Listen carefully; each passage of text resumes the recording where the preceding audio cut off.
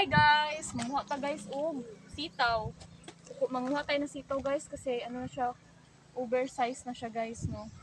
Kasi taas na yung size na guys. Yan guys. Harvesting. Daming bunga. Yan!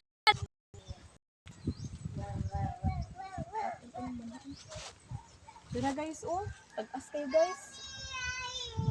Wow! Dami ng bunga guys.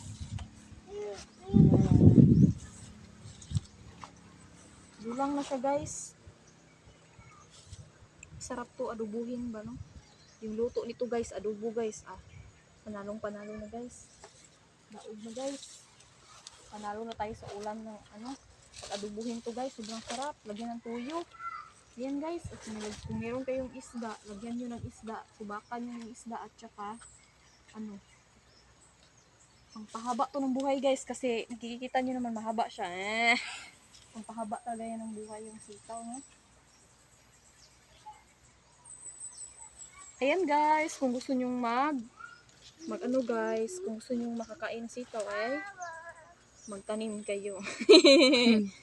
Yan guys, pag may itinanim, literal na, pag may itinanim, may aanihin. Ayan guys, sipag-sipag naman ng mama ko guys. Pakisupport naman po guys, no, ng vlog, mga video ko. Ayan guys, thank you for watching.